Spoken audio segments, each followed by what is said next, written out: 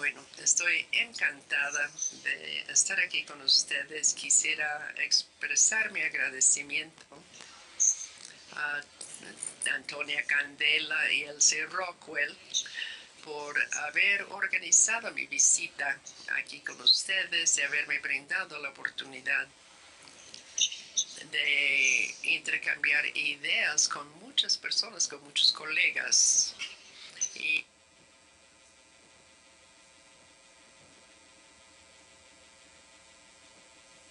en nuestra relación agradezco mucho la oportunidad de contarles algo sobre mi último libro que se publicó hace menos de un año y espero que esto nos pueda realmente alimentar los conceptos que ya tenemos, ideas, traer nuevas ideas a la mente, como ha señalado Elsie. He trabajado y he escrito varios libros que reflejan mi trabajo. Cada uno parece como si fuera realmente un preámbulo, una introducción al anterior. En todos los casos fue a través de trabajar con estos proyectos de investigación que realmente pude enterarme de lo que ojalá que hubiera entendido antes de escribir el libro. No sé si a ustedes les pasa esto o no. Uno empieza a trabajar en un proyecto, uno termina casi todo el trabajo, de repente nos paramos y decimos, ay caray, ya con todo lo que he averiguado, ¿cómo hubiera querido replantearlo de otra manera? Y creo que eso es lo que me ha pasado a mí a lo largo de mi trayectoria profesional. Esta idea de que cada proyecto de alguna manera hace referencia y se remonta a los proyectos anteriores y realmente constituye un preámbulo posterior, valga la incongruencia. Esto no es lo que sucede, es muy parecido a lo que sucede con los aprendices de sastres en Liberia y también los artesanos en diferentes profesiones. Es muy común que uno empiece a aprender, a producir realmente artesanías al final y no desde un comienzo. Y muchas veces avanzamos paso a paso, pero para atrás. Entonces, estos sastres, Vai y Gola, que fueron aprendices, empiezan a coser dobladillos, a pegar botones en prendas ya terminadas. Y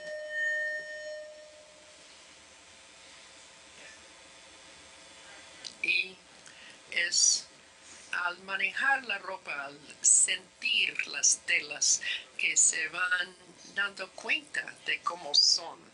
Una vez más, yendo para atrás, empiezan a coser, no sé, tal vez un pantalón, y así se dan cuenta de cómo hay que recortar los pedazos de una manera determinada y después saben cómo van a ir recortando, armando realmente la prenda antes de coserlos, antes de unir estos pedazos.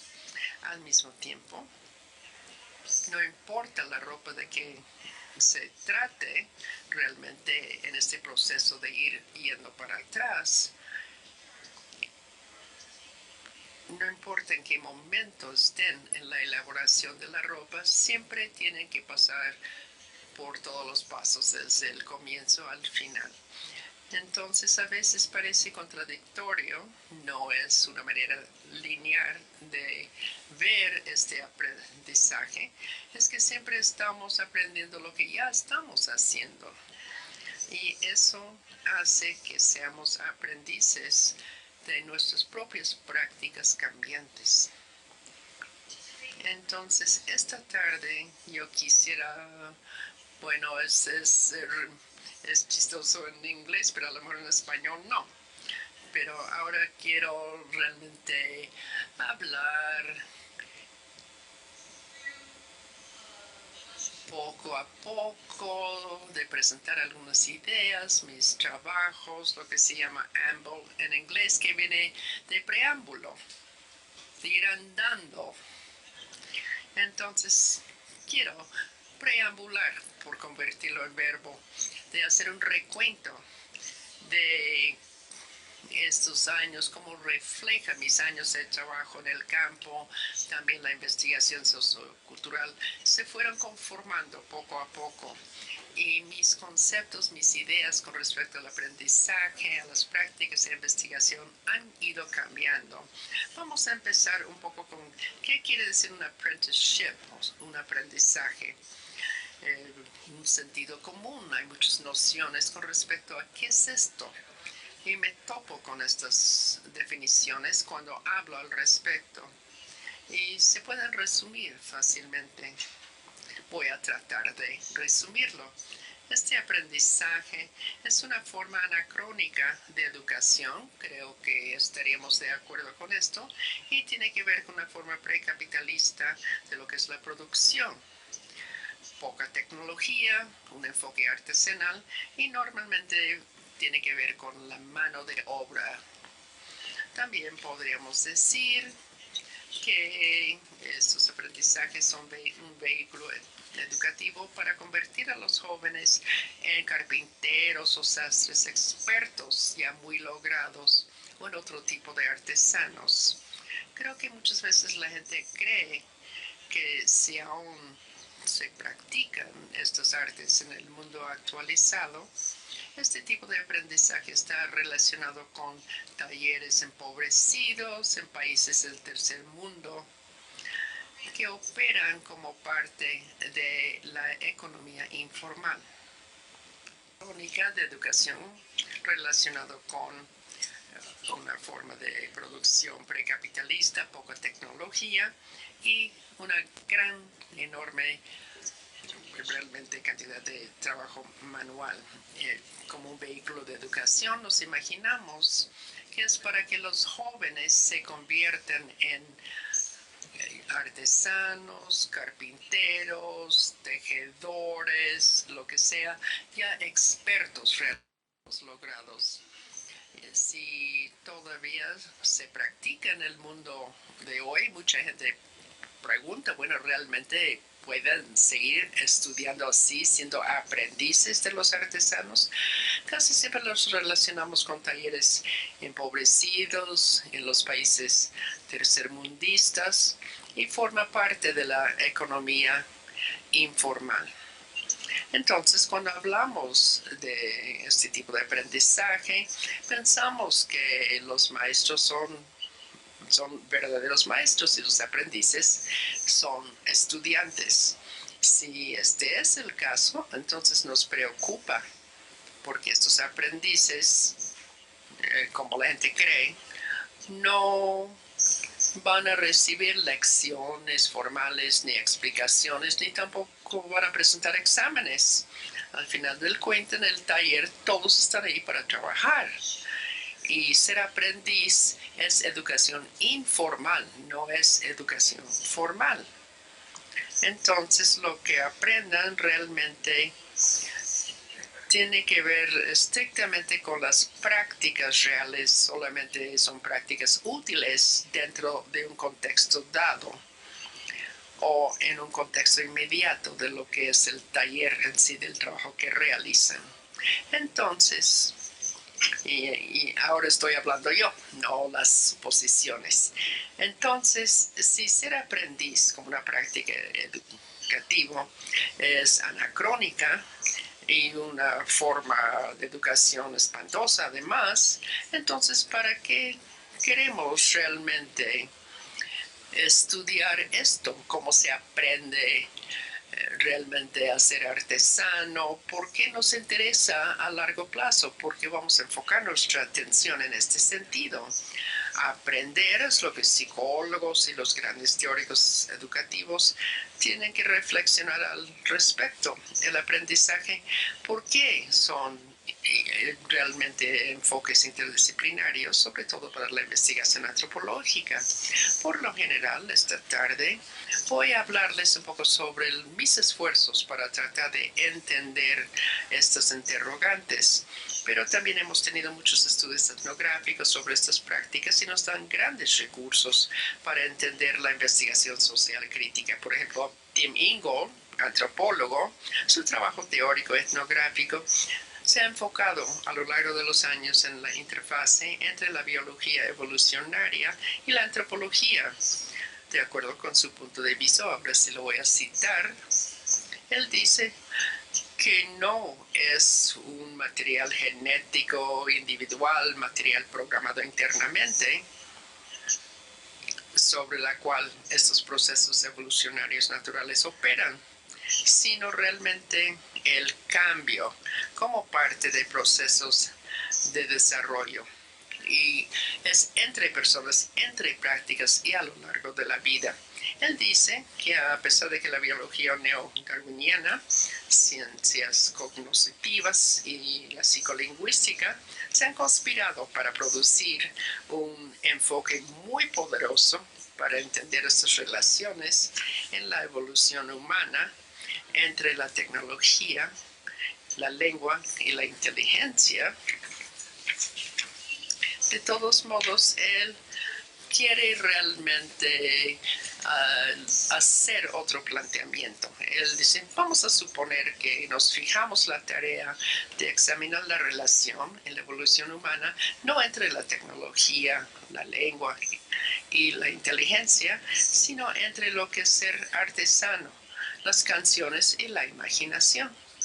Lo que va a resultar, él sospecha, sería sumamente diferente y también nosotros estaríamos de acuerdo con él. Creo que es un planteamiento muy interesante.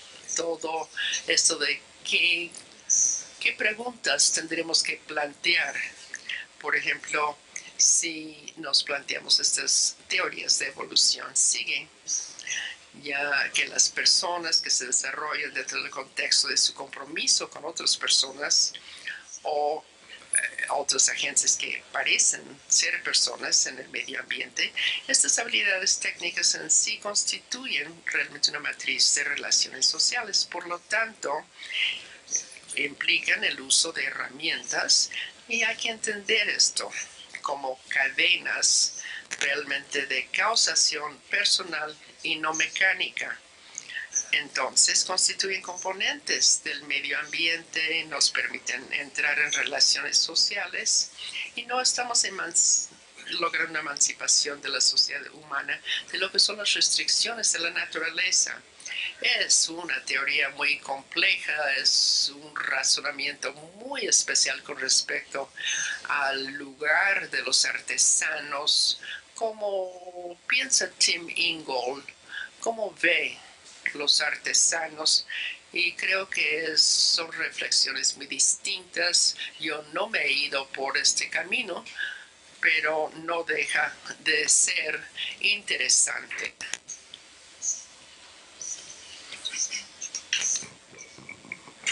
También hay que pensar en cuenta lo que es el trabajo del sociólogo Richard Sennett. Él publicó un libro en el año 2008 intitulado El artesano, The Craftsman. Y el libro empieza por decir, tengo una deuda muy peculiar para con el filósofo Richard Farley, ya que en un momento cuando estaba yo atrapado con mi trabajo y con mi obra, él me preguntó, ¿y cuál es aquella intuición que te guía? Y mi respuesta en el momento fue, es que hacer es pensar. Y tratar de entender cuál es el proceso de lograr hacer que aquellas cosas concretas se nos revelen. Así es que la gente como Timothy Gould, Richard Sennett y yo misma nos denominamos como un montón de contrarios críticos que exploran el aprendizaje como una práctica incorporada y tratamos de separar lo que es el conocimiento de los procesos, de lo que es la producción misma del conocimiento o de los procesos de producir aquellas habilidades. Y todo esto nos lleva a trabajar con relaciones históricas, políticas y económicas. Ahora, la verdad, esto es realmente un pedido enorme. Si uno no le da el trato al ser aprendiz como una cosa o como el aprendizaje, entonces, ¿cómo podemos empezar a preguntar y a entender? Steiner Cavallo, uno de mis colegas, sugiere lo siguiente, dice, y abro aquí una cita, que hay una coherencia intrínseca entre los conceptos de la investigación y la capacitación y entre lo que son las teorías de conocimiento y las teorías de aprendizaje. Cierro aquí la cita. Y lo que él dice es que existe un ajuste, un encaje y una resonancia, y existe una relación iterativa y generativa entre lo que son las diferentes prácticas de la investigación, la capacitación para la investigación y los conceptos del conocimiento y el aprendizaje, todos relacionados para solventar el problema de lo que es la teoría.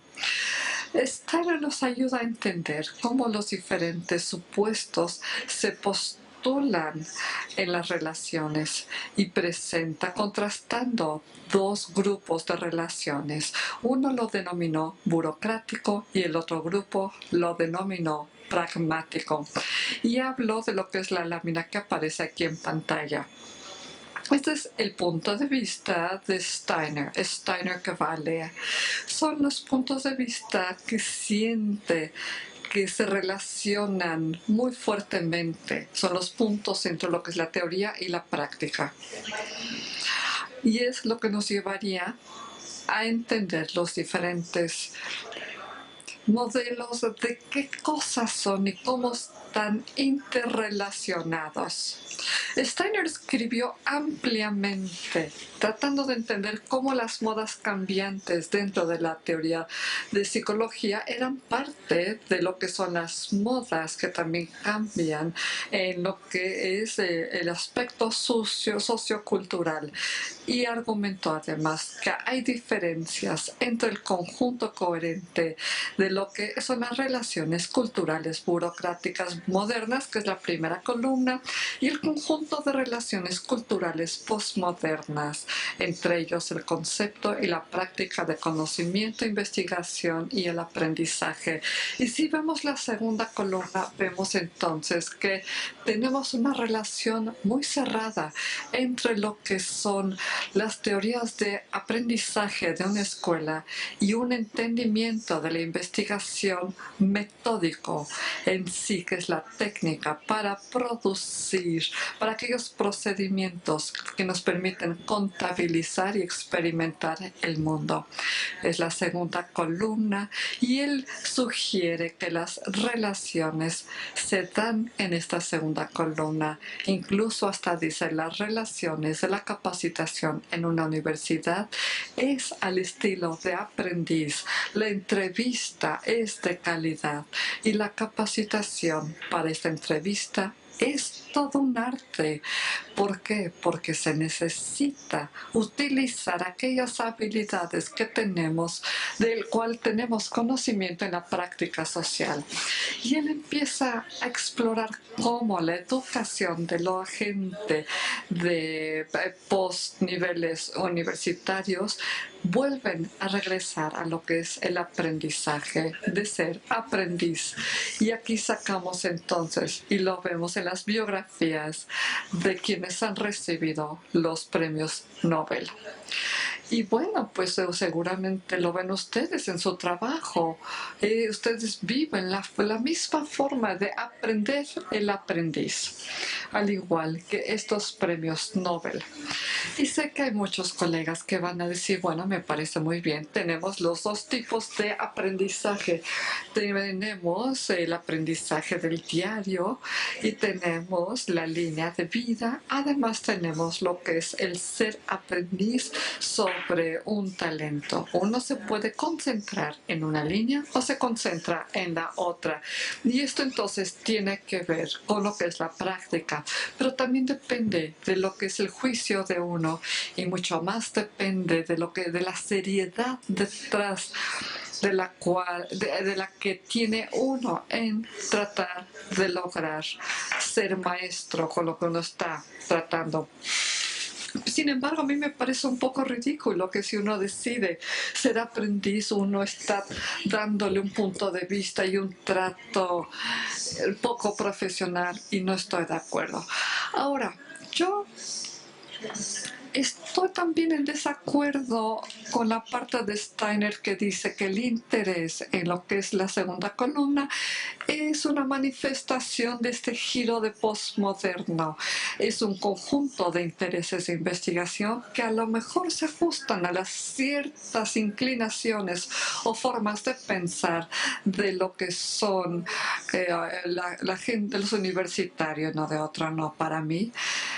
Va a verlos diferentes. Yo no lo veo así. Esto es una disposición de una naturaleza distintiva, binaria, que nos permite ver lo que es la problemática de teoría y coherente. Este punto de vista une ambas columnas y así recibimos una forma de aprendizaje única. En vez de estar dividiendo, podemos entonces entender ambos elementos. Dentro de los elementos de la disciplina, podemos conocer la problemática de la teoría y de la política dentro de lo que es la educación y la investigación. Y ambas columnas no son iguales en valor, ni son de prioridad iguales en teoría ni práctica, no para nada, porque lo que es la columna del lado izquierdo nos presenta lo que es la filosofía clásica de los compromisos básicos de la mente y de la psicología del aprendizaje y engloba además el punto de vista hegemónico estandarizado escolar y habita aquello lo que cae dentro del nombre que le damos a lo que hacemos. Sin embargo, la segunda columna nos muestra aquí una faceta quizá hasta trivial, un tanto subsidiaria, es la periférica de lo que es los temas de este conjunto del partir importante. Bueno, necesito retroceder a la primera gráfica y aquí tenemos el comparativo. Ambas tablas están ubicando lo que es el tema de ser aprendiz en diferentes relaciones. Lo que uno entiende ser, aparecen las preguntas. ¿Cuáles son las preguntas que uno se hace? ¿Y cuáles son los motivos para hacer esto? Y vemos que las dos columnas son modas de teoría distintas para describir el mismo estado o quizá diferente estado de la forma de ser del elemento, o quizá es un problema binario único dentro de la segunda columna. Si uno acepta la teoría de binaria, pero quiere verlo desde un punto de vista crítico, en relación a lo que es este dominio, sin criticar de lo que es la educación formal, pues entonces no basta dar un salto a la segunda columna y decir, a mí me interesa esto de ser aprendiz y yo creo que se le tiene que prestar más atención y tratarse con más respeto. No, perdón, no se puede lograr las cosas así. ¿Por qué? Porque resulta que el ser aprendiz no es el formato informal subordinado a la educación formal. No, necesitamos contar con una teoría binaria, seria, que pueda darle seguimiento y darle un trato serio a esta teoría subyacente que es la binaria polarizada. Y este es un reto muy real. Y mi respuesta entonces es que los estudios no son un reto adecuado a lo que son las teorías mismas de la educación. No, lo que yo he estado haciendo estos años es utilizar los estudios en torno a lo que es ser aprendiz para poder retar la constitución binaria de la teoría general del aprendizaje. Y esto entonces es un emprendimiento totalmente diferente a tratar de analizar el ser aprendiz como algo interesante, novedoso, algo diferente que podría llamarnos la respuesta. ¿Qué respuesta doy yo ante este reto? Es una respuesta que, bueno, aborda lo siguiente. No es que no entendamos o conozcamos suficiente acerca del ser aprendiz o acerca de la escuela. No, es que más bien no podemos aprender más si no agarramos a esta teoría binaria por los cuernos y todos la tenemos encapsulada como sentido común. Lo que necesitamos hacer es abordar esto con un punto de vista crítico, de tal forma que mi respuesta es empezar a abordar esto. La teoría de la práctica es una práctica social, una práctica histórica. Más adelante hablaré de cómo podrían verse estas relaciones del ser aprendiz en relación a este tipo de teoría y en aquella otro tipo de teoría. Pero hay que llegar a este punto. Vaya, yo no llegué, yo no, mejor sí que no me saqué esto de la manga, no me inventé una teoría de práctica social, como ustedes habrán observado tras leer el libro. Creo que se dieron cuenta que tardé 30 años en escribir el libro y tardé 30 años en poder entender cómo pensar de otra forma. Por eso lo que quiero hacer es platicarles cómo es que los cambios se fueron dando, fueron graduales y cómo ocurrieron con el paso del tiempo.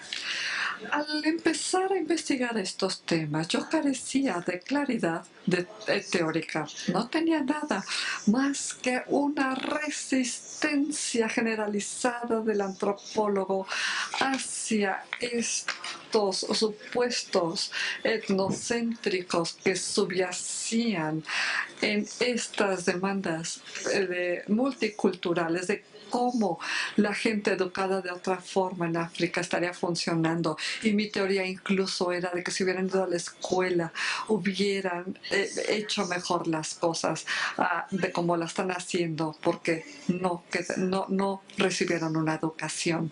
Y entonces me saltó la pregunta, esto de sin educar, ¿cómo? Y fue cuando me enojé, porque realmente esta es una forma etnocéntrica que me parece totalmente poco aceptable, es un tanto indignante y yo he estado luchando contra esta palabra desde entonces. ¿Por qué? Porque es un punto de vista colonial de etnocéntricos supuestos de escuela que subyacen la investigación psicológica y no para nada. Realmente lo que yo veía requería de una respuesta totalmente diferente. Muy bien, pues entonces, ¿qué hice? Me fui a Liberia. Aquí tenemos, este es el cuerno de África, la parte superior del continente, vemos al país, estamos viendo en una forma agrandada lo que es África Occidental, ¿sí ven? Liberia y Monrovia.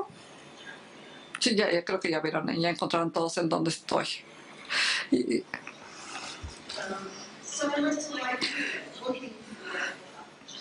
Me dirigí hacia Liberia, y andaba yo buscando lo que es una práctica educativa local y compleja. y descubrí lo que es el aprendiz de la artesanía, algo que existió durante cientos de años en África Occidental. Y es una forma en lo que es el callejón de los sastres en Monrovia que me ofrecía el caso que quería yo descubrir. Pero ¿cómo lograba yo esto y cómo me lo iba a ofrecer? Bueno, pues a través de lo que es una consideración estratégica de cómo participar en este debate. Y esto realmente amoldeó la metodología que yo seguí con mi investigación. Y lo que quiero hacer es explicárselos en una forma de receta. Algo así como si ustedes estuvieran a punto de sentarse a hacer la cena, yo les voy a dar la receta. ¿Para qué? Para poder entablar estos debates. Muy bien, pues entonces lo primero que hay que hacer es obtener una abstracción residual de valor negativo como lo que es el tema de ser aprendiz o algo más abstracto como educación informal. El paso número 2, encuentren lo que es el hogar putativo de este concepto como lo que son los talleres de sastre. Número 3, entablen mucha investigación etnográfica y esto les va a dar la base para entender los aspectos vívidos y la descripción de este tipo de educación informal. Y cuarto, utilícenlo como el fundamento para contrarrestar y entablar un análisis de lo que es la característica natural de las diferencias polarizadas. Lo podemos hacer entre la separación de educación formal e informal o lo que es la economía formal e informal, el tema que a ustedes les interese.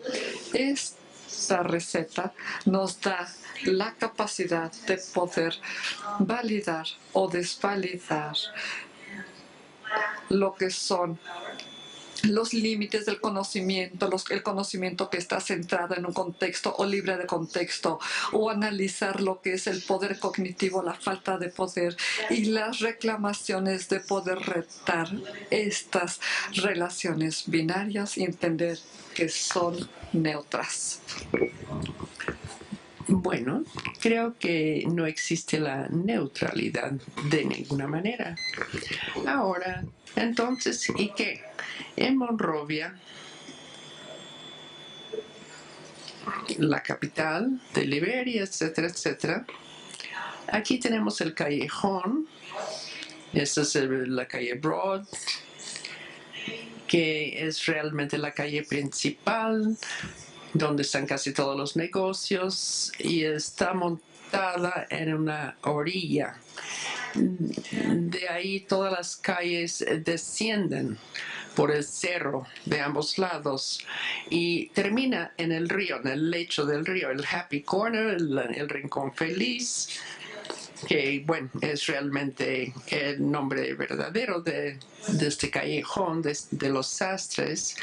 Estaba bastante alejado de todo lo que eran los negocios establecidos, los negocios capitalistas. Era una zona, una región muy pobre en las orillas del río. Entonces yo pasé varios meses a lo largo de 5 años aquí justo en este lugar, este callejón enlodado en la parte más pobre de la ciudad. Eran 20 realmente chozas con 100 sastres. Y por supuesto estas máquinas de pedales, si ustedes se acuerdan de las máquinas de coser Singer, ¿no? De los pedales, no, o sea, no realmente los movía con los pies, no a través de la luz. Y 150 aprendices. Estos talleres están intercalados con otros negocios de mujeres que vendían comida, vendían sexo, y también varios artículos diversos para coser, para cualquier cosa. Se conocía como el Happy Corner, como el rincón feliz, porque era la zona roja. Estos sastres, todos eran hombres, en este callejón hacían ropa, confeccionaban ropa, sobre todo ropa, pantalones listos ya para ponerse para hombres de su clase social. Estos sastres y sus clientes habían llegado a Monrovia de comunidades agrícolas en el interior del país y pudieron realmente aprender a moverse aquí en las zonas periféricas de la ciudad y realmente pudieron lograr cierta continuidad con su vida anterior, o sea, su vida en pequeñas aldeas, comunidades agrícolas en diferentes partes del país. Este es el Taylor's Alley o el Callejón del Sastre. Aquí tenemos los pantalones colgados aquí por las ventanas de estos pequeños negocios que eran poco más que chozas. Realmente apenas cabían 4 o 5 máquinas de coser, un foco que casi no arrojaba nada de luz, una mesa donde podían cortar, confeccionar la ropa o planchar la ropa.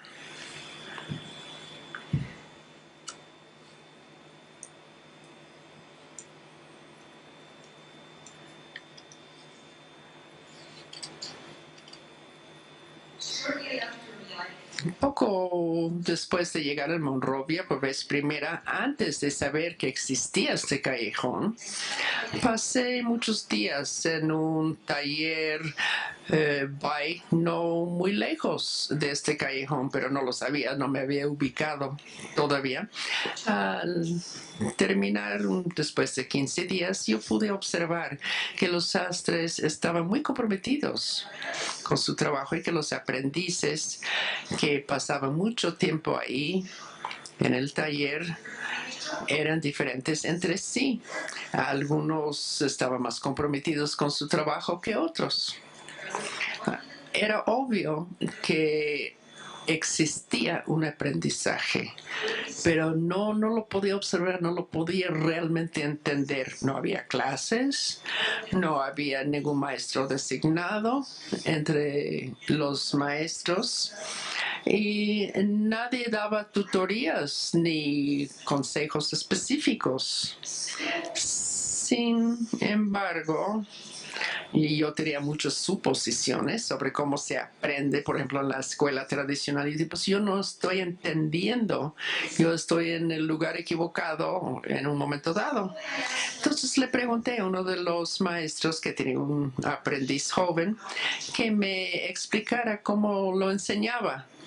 Entonces él dio una clase. Se paró al lado de ese aprendiz que estaba pegando botones en un pantalón y se echó un monólogo sobre lo que había que aprender y un comentario sin parar sobre el buen desempeño de su aprendiz. El detalle verbal fue extraordinario. No había ninguna duda de que el maestro no supiera enseñar, pero algo andaba mal, algo estaba raro, a pesar de que yo creía que era lo que yo quería observar. Entonces finalmente tuve que confesar que yo iba por el camino equivocado. Cuando el maestro le explicó al aprendiz en una voz alta, fuerte, para que escuchara yo, más que nada, no, dice, el cierre siempre hay que ponerlo delante, así en la parte delantera del pantalón, es chistoso, por obvio. Pero yo no me pareció gracioso. Me fui a casa y me puse a llorar. ¿Por qué?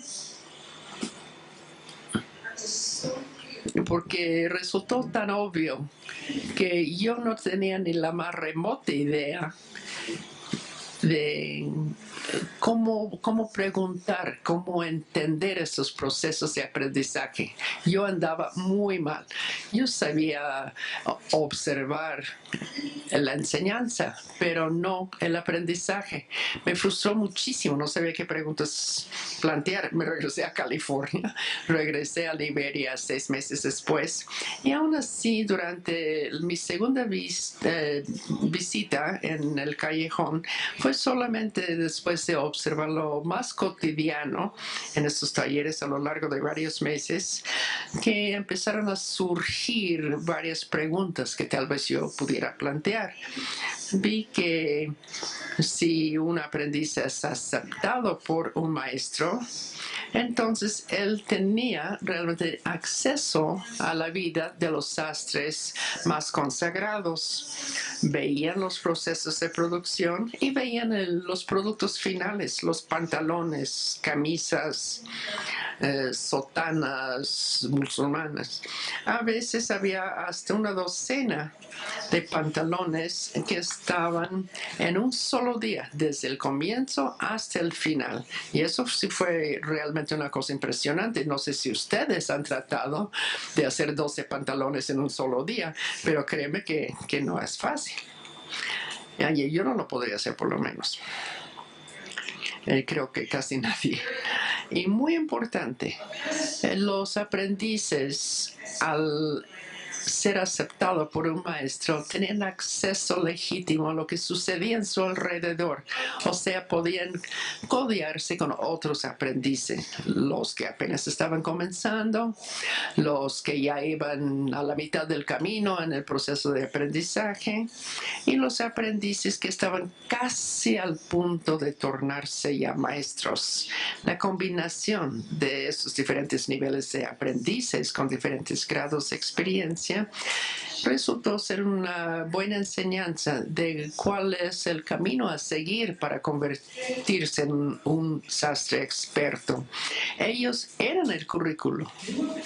Los nuevos aprendices podrían observar no solamente las habilidades técnicas que tenían que aprender, sino que también las dificultades, las luchas, cómo tenían que batallar los otros aprendices y que ellos seguramente iban a tener que enfrentar en un momento dado.